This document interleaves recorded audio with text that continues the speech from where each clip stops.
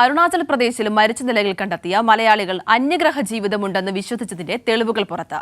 വട്ടിയൂർക്കാവ് സ്വദേശി ആര്യയുടെ ലാപ്ടോപ്പിൽ നിന്നാണ് പോലീസ് രേഖ കണ്ടെത്തിയത്. ദിനോസറുകൾക്ക് വംശനാശം സംഭവിച്ചിട്ടില്ലെന്നും അവയെ മറ്റൊരു ഗ്രഹത്തിലേക്ക് മാറ്റിയെന്നും രേഖകളിൽ വ്യക്തമാക്കുന്നു. സംഭവത്തിൽ തിരുവനന്തപുരം കന്റോൺമെന്റ് എസ്.പിയുടെ നേതൃത്വത്തിൽ പ്രത്യേക അന്വേഷണ സംഘം രൂപീകരിച്ചു. ആര്യയുടെ ലാപ്ടോപ്പിൽ നിന്നും വിചിത്ര വിശ്വാസങ്ങളുടെ രേഖകളാണ് പോലീസ് കണ്ടെത്തിയത്. ഭൂമി അധികനാൾ നിലനിൽക്കില്ല, ദിനോസറുകളെ മറ്റൊരു ഗ്രഹത്തിലേക്ക് മാറ്റിയതാണ്, അവയ്ക്ക് വംശനാശം സംഭവിച്ചിട്ടില്ല, ഭൂമിയിലെ 90% മനുഷ്യരെയും മൃഗങ്ങളെയും മറ്റു ഗ്രഹങ്ങളിലേക്ക് മാറ്റും, ഉൽക്കകളിൽ നിന്നുള്ള ആന്റി കാർബണാണ് സ്പേസ് ഷിപ്പുകളുടെ ഇന്ധനം, അന്റാർട്ടിക്കയിൽ ഗവേഷണ കേന്ദ്രവും സ്പേസ് ഷിപ്പുകളും ഉണ്ടെന്നും പോലീസ് പുറത്തുവിട്ട രേഖകളിൽ പറയുന്നു. ആൻഡ്രോമീഡ ഗാലക്സിയിലെ അന്യഗ്രഹ ജീവിയുമായുള്ള സംഭാഷണം എന്ന നിലയിലാണ് ഇവ കണ്ടെത്തിയത്.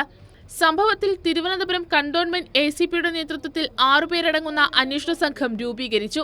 മരിച്ച ദേവിയുടെയും ആര്യയുടെയും സഹപ്രവർത്തകരുടെയും ബന്ധുക്കളുടെയും മൊഴിയെടുത്ത ശേഷമായിരിക്കും മറ്റ് നടപടികളിലേക്ക് പോലീസ് കടക്കുക. 3 പേരുടെയും ഇമെയിൽ ചാറ്റ് അടക്കമുള്ള കാര്യങ്ങളും പരിശോധിക്കും.